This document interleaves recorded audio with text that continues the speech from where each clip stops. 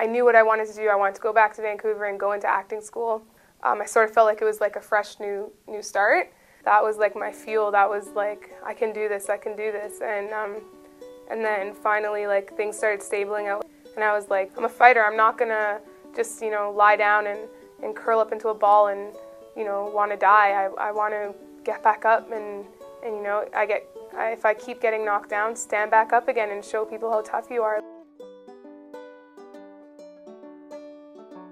I got a letter saying that I got accepted to the school in Vancouver, and I was just like ecstatic, like so ecstatic. I was screaming at the top of my lungs, like, oh yeah. My whole family was like, what is going on? And then when they saw, they're like, oh no, you got accepted. I was like, I got accepted. I was so excited. So like 2 months later, I moved out to BC by myself. My mom and my aunt came out to like help me move into my place, but they left like 3 days later. And then things kind of just went astray. Like I was, even back in Toronto, I had started noticing some things, but I kind of just didn't say anything because I didn't want to not be able to go, like for them to say like, you can't go. So I would just kind of hide it. When I think back on it, I didn't feel like I belonged with all of my friends or my family members because I just felt so alienated. I kept having this overwhelming feeling of like just hurt, like pain. I can't even explain it.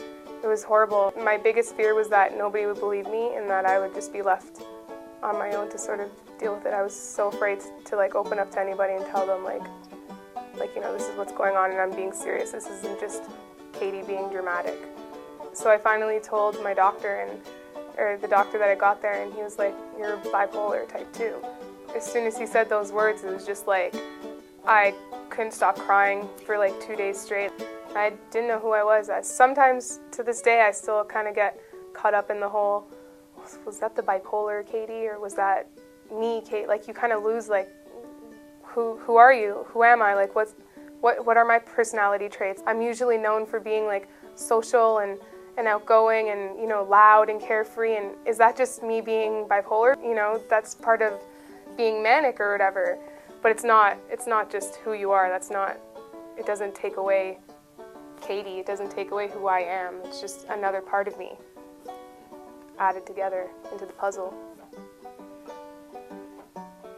I want people to know that there is a light at the end of that tunnel, right? Like you can go through some pretty hard stuff and you can also overcome it and keep going. It's like therapeutic to be able to finally say like, hey, this is what I've been through. I look like a normal person, but this is what I've gone through, and guess what? I'm continuing on with my life, and it's not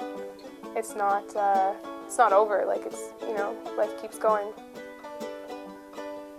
I'm optimistic for sure. I mean, I know it's going to take a while. I know that I'm not going to wake up next month and be like, okay, everybody's okay with mental health now. Stigma has gone away. No, but I know that it's going to take a lot of hard work, and I mean, like anything that is worth obtaining, it takes tons of hard work, and you keep getting knocked down, but like I said, like you got to stand back up again and just do what you're meant to do.